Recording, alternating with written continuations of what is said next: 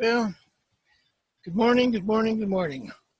This is May 21st, 2019, and we did start reading a new book,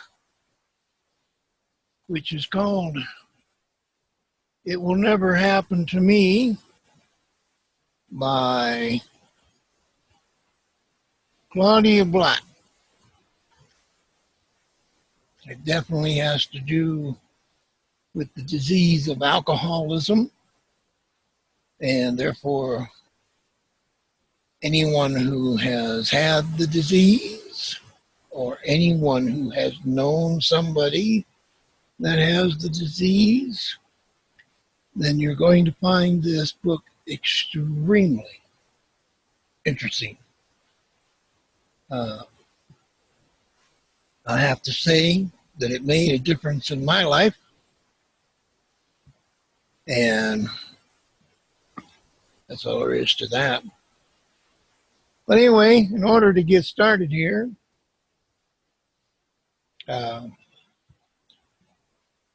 we left off and we were discussing roles, different roles that children play in the upbringing within an alcoholic environment. And so some of those roles were discussed the last time that I was reading it.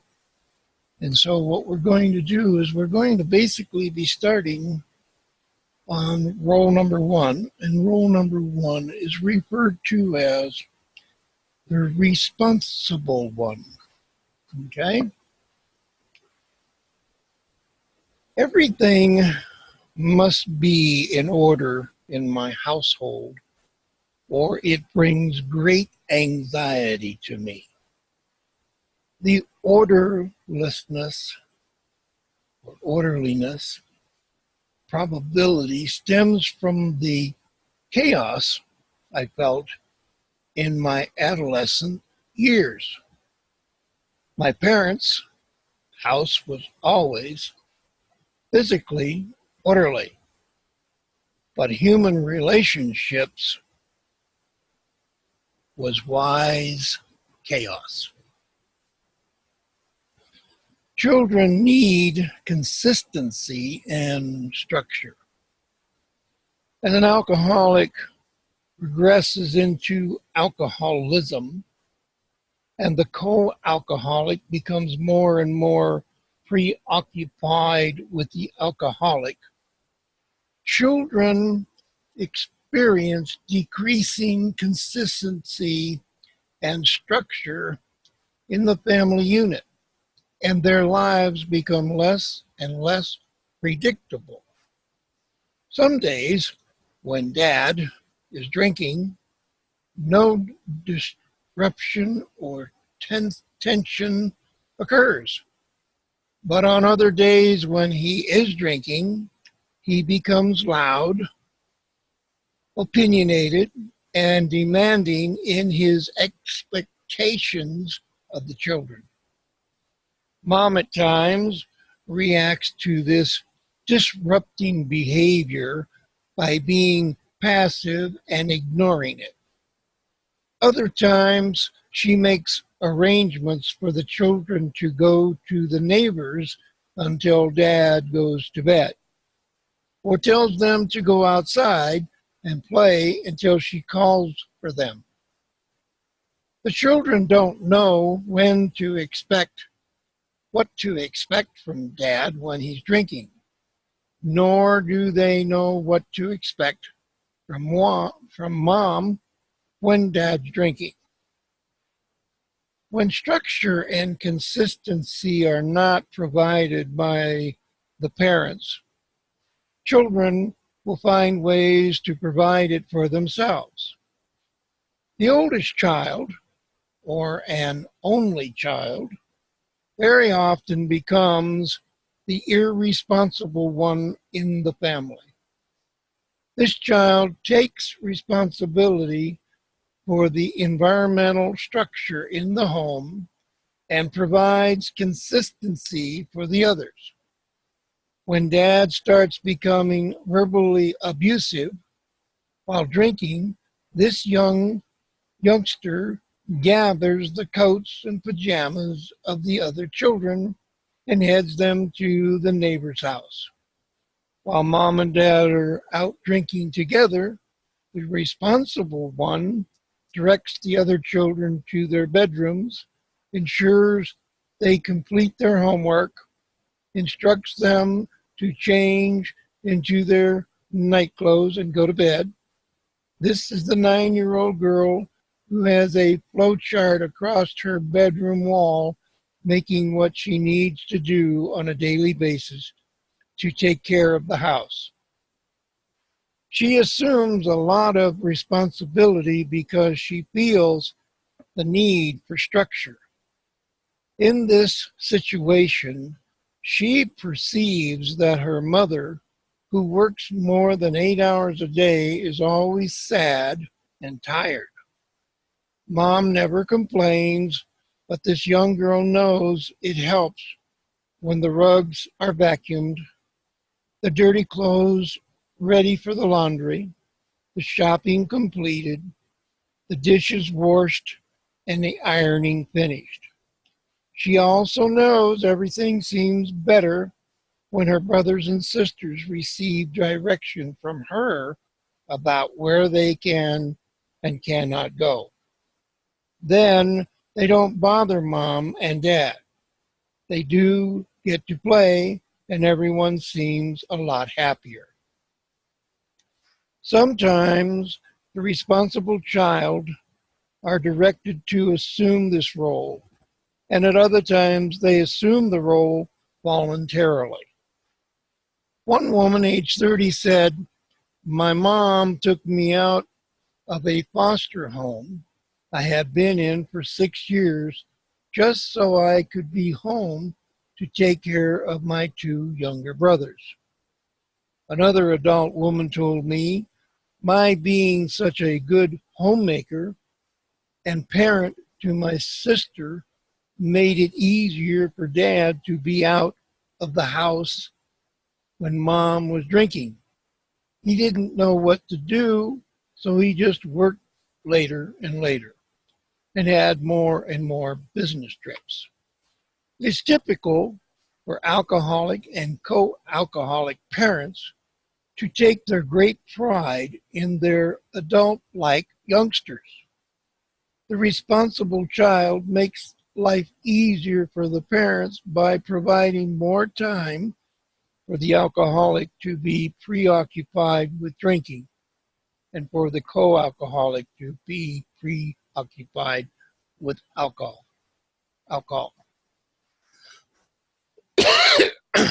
Whether or not responsible children are blatantly directed into this role or more stubbornly fall into it, it is typically a role which brings them comfort. Playing the responsible role provides stability in the life of their oldest or only child and in the lives of other family members. These responsible children feel and are very organized. They practice this role so consistently that they become very adept at planning and manipulating. In order to provide the structure they seek, they often manipulate their brothers and sisters. This ability to organize, to affect others, to accomplish goals provides these children with leadership qualities, qualities which get them elected as class leaders, captains of teams, and etc. Responsible youngsters become adept at setting tangible goals, i.e., I'll be sure the boys get their baths tonight and the girls tomorrow night, and I'll be sure I get the grocery list done tonight. and I'll do the shopping tomorrow after school. These goals are realistic and attainable. In an alcoholic home, one is most realistic. If one thinks of goals on a short range basis, what can I get done today? What will I get done tomorrow? And if these children begin thinking about what they want to accomplish in terms of the next few weeks or months, they know that their home situation may not remain stable enough for them to follow through with their plans. Too many long-range plans are affected by whether or not the alcoholic parent is drinking. I never planned a birthday party for myself. If I wanted a party, the best way to have one was to call Mom on my noon hour and ask her then. It always depended on Dad's mood, and she could only predict it a few hours ahead. So in setting goals and making them realistic enough to be accomplished, the child feels good about himself. He achieves the goals and he experiences a sense of accomplishment. Thus, responsibility, organization, setting and achieving goals are attributed attributes which are encouraged and rewarded both at home and at school. Obviously, this is not the kind of behavior which sees children being sent to school counselors, nor that which gets them punished by their parents. These responsible children have learned to rely completely on themselves. It is what makes the most sense to them. They have learned the best way to achieve stability is to provide it for themselves. If you want to get something done, do it yourself. They cannot consistently rely on Mom or Dad. The alcoholic and co-alcoholic main response to the children emotionally and psychologically at times, but the unpredictability and inconsistency of the parents' behavior are the destructive elements. Children also become to believe other adults will not be available to them when help is needed. Typically, they believe that most adults are not capable nor astute enough to provide any insight or direction for their personal lives. Youngsters interpret this to mean others don't care or aren't very sensitive.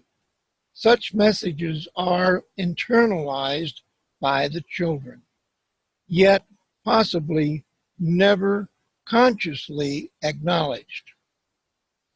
Most grown-ups perceive responsible children as very mature, dependable, and very serious. These children are often viewed by peers as not quite so much fun as their other friends. These youngsters most typically either become active in structured social activities or do not have significant social lives. They need to be in organized situations where they can be controlled. Being goal-focused allows them a diversion from the family pain. This provides them psychological relief and they get positive feedback. Most importantly, at this time, it does make their lives easier.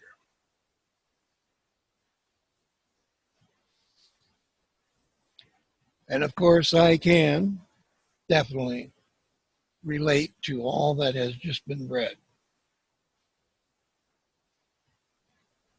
Roles. The adjuster. Put me in any situation now, and I can adjust. but please don't ask me to be responsible for it or change it.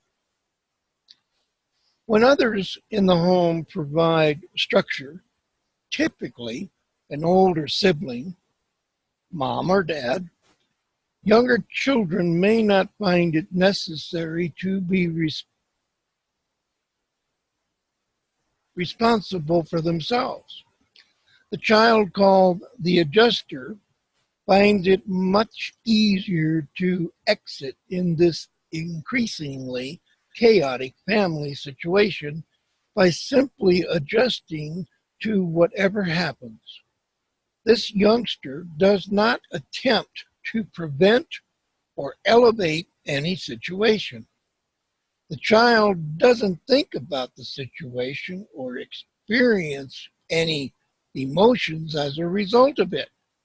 Whatever happens, when it happens, is simply handled. The adjuster's bottom line thinking is, I can't do it. I can't do anything about it anyway, which in the child's mind seems to be a fairly realistic attitude.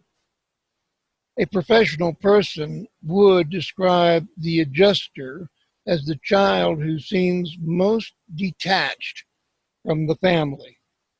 The other children in the home perceive this child as more selfish, while to the parents, this is the child they don't seem to notice as much. While the responsible child and the placating child are very visible within the home due to their interacting with other family members, the adjusting child is seen less often. This is the youngster who mostly likes going to his room unannounced, who spends less time at home and more time with his friends. This is the family member who seems obviously oblivious of the conflicts and emotions at home. As the child heads out the door to stay at a friend's house for the night, and dad hollers, "Where do you think you're going? Who gave you permission to go anywhere? You aren't going anywhere. You are staying right here tonight." The adjuster simply comes back into the house, returns his clothes to the closet, and quietly calls his friend to give some excuse for not coming over. He knows Dad has told him earlier in the day it was okay to spend the night at his friend's house. He also knows it won't do any good to argue with Dad now that he has been drinking.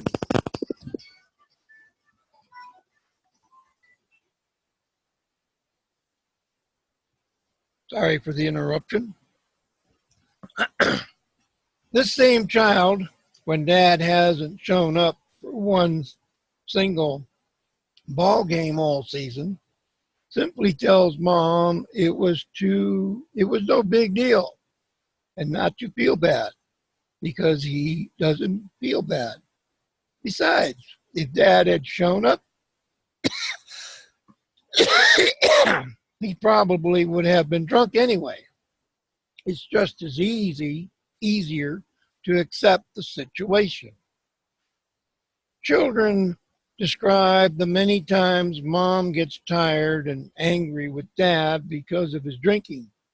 So she packs the children and their belongings in the car and races off to a relative's. The next day, she packs them up again and they return home because somehow Mom and Dad got things worked out. So there they are, back home the very next day. Their clothes are back in the drawers, and they're all sitting at the dinner table, everyone acting if the previous night didn't happen. So many have told me it is just easier that way. It doesn't help to question it, and it certainly doesn't help to interfere. Adjusting children find it wiser to follow and simply not draw attention to themselves. This behavior is less painful for these children and makes life easier for the rest of the family as well. The role of the adjuster is permanent with denial, permeated with denial, without the focus on others. It is this lack of attention to others which makes adjusters appear to be more selfish. Acting without thinking or feeling is typical of the true adjuster. Once a young woman told me about the time she and her father had gone to a ball game together. 30 miles from home, she said her father dropped her off at the game, and he went to a tavern. He was intoxicated when he picked her up after the game. She said it didn't cause her any concern. In fact, it was typical. But this night, as they headed for home, he stopped at the only tavern 15 miles away. He gave her the keys to the car and said, "Now, I want you to drive home and tell your mom I'm at the DB Tavern and I'll be home in a little while." The young girl got in the car and drove home.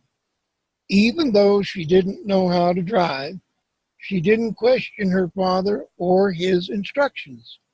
She said he had left the car running and it was an automatic. I just got in and pointed it towards home. I ran in and out of ditches and drove mostly on the shoulder, but I got home. I was crying the whole way home, but when I got there, I calmed myself down, went into the house, put the keys on the drain board, walked into my mother's bedroom, told Mom that Dad was at the DB Tavern and would be home in a while. I then went to my room and I went to bed. She said both her father and mother knew she didn't drive. Her father ignored the fact. Her mother didn't even ask how she got home. And she said, once I got in the house, I didn't think about it, what had happened. Put me in any situation and I will handle it. I won't feel, get upset, or question it. I would just respond to it. The adjuster does not think of saying, "Dad, I can't drive home. I don't know how to drive." She doesn't want to get Dad upset. She doesn't think of simply waiting for Dad to come home. After all, she was given instructions and she had learned the best way to keep peace in the family is to respond to those instructions without question. She doesn't think of calling her mother and asking for advice on how to handle the situation. She does not want to cause her mother any problems. It is just so much safer to handle the situation alone. At school, the adjusting child is an non-descriptive, as he or she is at home. Academically, this child is about average, not demonstrating brilliance or ignorance. Consequently, not drawing any negative or positive attention through schoolwork. Therefore, this child does not greatly impact or impress teachers in any way. In social situations, at school, the adjuster associates with other children, but does not take any leadership roles. Rather, the adjuster remains somewhat detached, and in the outer perimeters of social circles. And again, being an only child, I can relate more to that role than I do the first.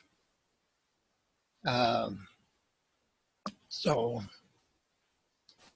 with that being said, excuse me, I got a frog in my throat and can't seem to get it out, but I'll do the best I can here. The next, the next role is the placater. Whenever a family problem comes up, both sides will call me to settle disputes. I am called on to make many decisions, and I do them all alone. Many friends used to call me for advice as they felt that I knew a lot and rarely had problems of my own. In every home, there is usually at least one child who is predictably more sensitive, one who laughs harder, cries harder, and seems to be more emotionally involved in everyday events. When parents talk about their children, it is typically to hear them identify one in particular as the one who is more sensitive than the others. This is usually stated matter-of-factly and is accepted as being quite normal. In the alcoholic family, the placating child is not necessarily the only sensitive child in the home, but is the one perceived as the most sensitive. The child's feelings are hurt more easily than the other children's, yet he likes to make others feel better. The placater finds that the best way to cope in this inconsistent and tension-filled home is by acting in a way which will lessen his own tension and pain, as well as that of the other family members. This child will spend his early and adolescent years trying to fix the sadness, fears, angers, and problems of brothers, sisters, and certainly of mom and dad. While mom and dad are arguing and the other children are afraid of what will happen, the placater does something to diminish the fear. When a sibling is embarrassed by mom's drunken behavior at the supermarket, this most sensitive child acts to make the situation less painful for the sister. A brother is angry because dad broke another promise. This youngster reacts to help dispel the brother's anger. This pattern develops at a surprisingly young age, as demonstrated when 5-year-old Michael told his crying mother, "Don't worry, Mom. I won't remember all of this when I grow up." The placater is always there to make life easier for the others in the alcoholic home. As this sensitive child grows to adulthood, others experience him as a nice person. After all, he spends his time trying to please others, trying to make others feel better. And usually he succeeds in doing just that. The placater becomes very skilled at listening and demonstrating empathy and is well liked for their attributes. If this child is a full-fledged placater, he will never disagree.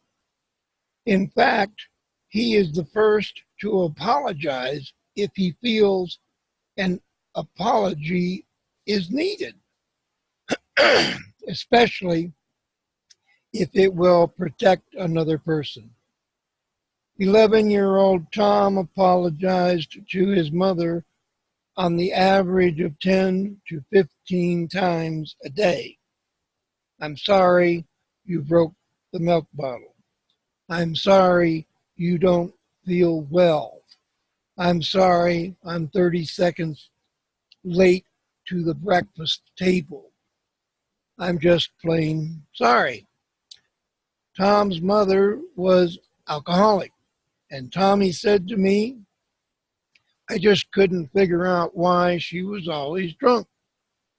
I knew there must be something I did to make her so unhappy, so I just tried to make it better by apologizing. Parents are often proud of the placater, believing he knows how to share. They know he is not a selfish child. 2, they never have to worry about the placater being disappointed because he doesn't appear to get upset when plans fall through, and he doesn't let anyone know he is bothered by anything. Dad doesn't take the child to the game as he promised. The placating youngster sequences his own disappointment and focuses on his younger brother for the rest of the day. When mom says no unjustifiably, the sensitive child may have tears well up in his eyes, but he takes them to his room to cry alone. He isn't going to argue or run to the other parent. In every way, he seems to be a very warm, caring, non-problem causing, sensitive child. Again, these sensitive characteristics are displayed at school just as they are at home. In fact, these are the qualities which make the placating child so well liked at school. Acting the role of the placater is certainly safe for them. If they allow themselves to risk self-disclosure, they would have to deal with their own reality and experience the pain of that reality. So these children are adept at diverting attention from themselves and focusing it onto other persons. And imagine the result personality when this role is combined with that of the responsible child. The combination of the child responsible for the tangible environment and the emotional needs of others. It is easy to understand why placaters are well liked at school and at home. It is even easier to recognize why they don't draw attention to themselves.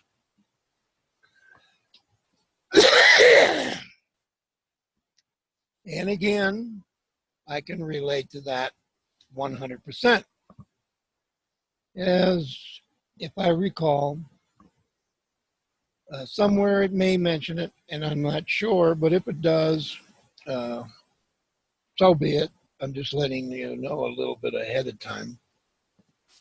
That if you're an only child like myself, sometimes an only child will take the attitude, I guess you might say, to learn, know, and play all the roles rolled up into one. The next one is called acting out child.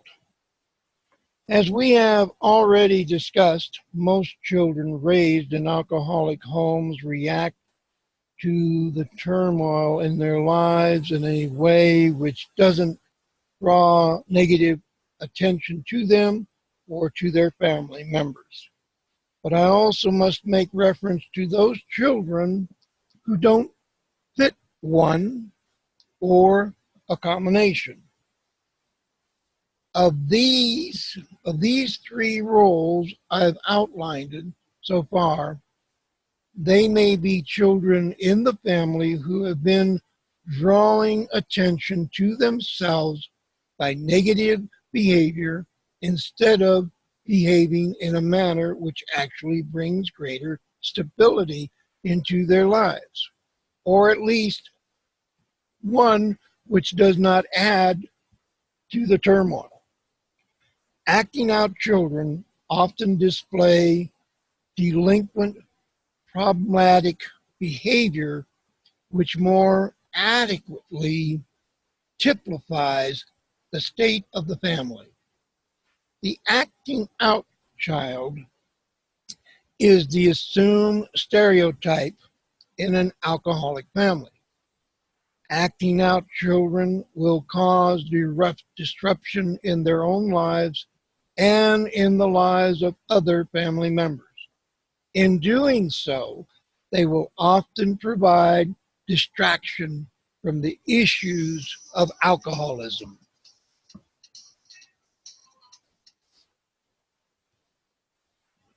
Again, sorry for the interruption. If there is a delinquent child in the family, it is often easier for parents to focus on that child and in the ensuring problems created rather than worry about dad's or mom's alcoholic drinking. Such children are the ones who are doing poorly or dropping out of school, getting pregnant in mid-teens, drinking at the age of 12, abusing other drugs, and exhibiting other socially unacceptable behavior. They may be found in correctional facilities, mental hospitals, or other institutions during some time in their lives. I want to acknowledge that certainly with this estimated 12 to 15 million children being raised in alcoholic homes in the United States today, there are a large number who do fit the acting out stereotype. The acting out children are the ones most likely to be addressed and receive help from one or more professionals.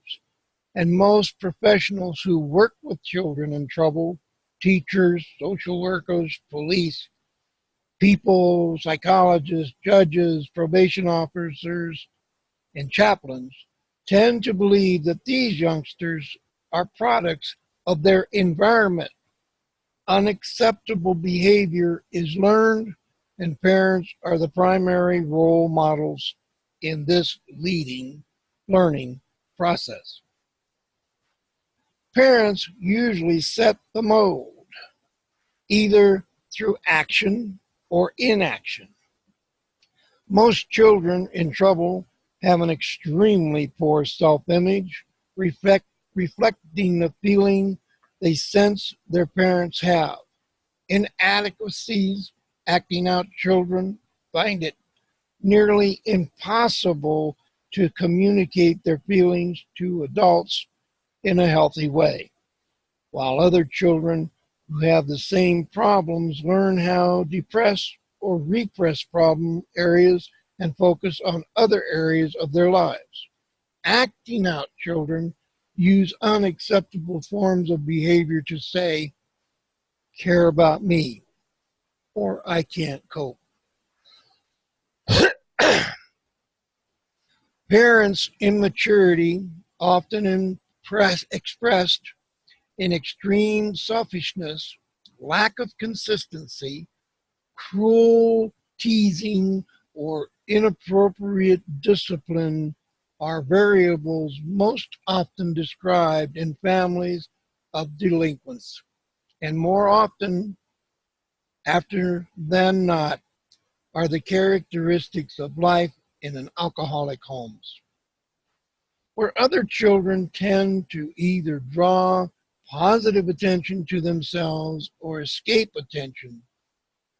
The acting out child acerbates his own situation by eliciting the kind of attention which causes parents to cry, nag, bluster, call the child names, and generally undermine the child's self-esteem.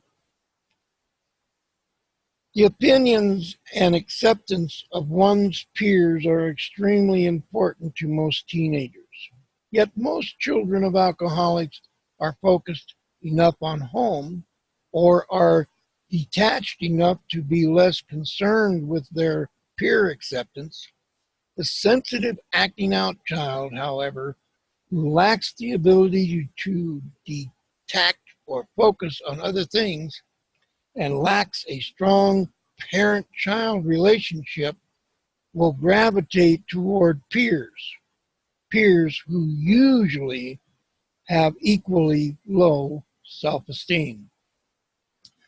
Unfortunately, thousands of these acting out children don't get help, and for those who do, the help they get is only for their problematic behavior, not for being part of an alcoholic family system, which is the basis of their behavior. The bottom line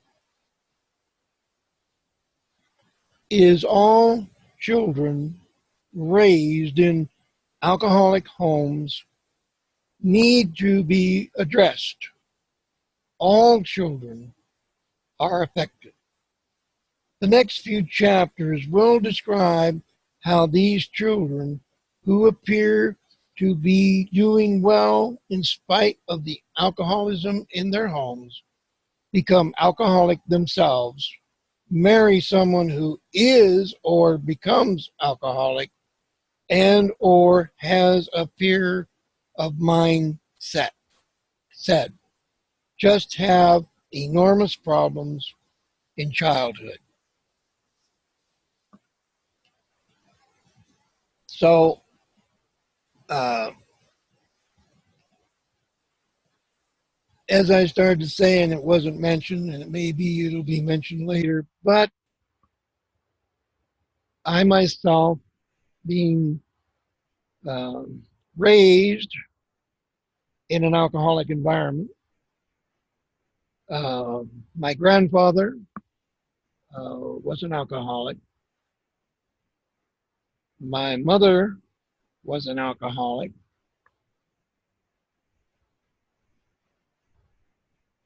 And my four stepfathers were all alcoholics. And my real father, I never knew him, so I have no idea for sure. But it's possible he was one as well, which also says that for myself, I then myself became an alcoholic and didn't stop drinking until 1982. But I am happy to say that since 1982, I have been completely sober.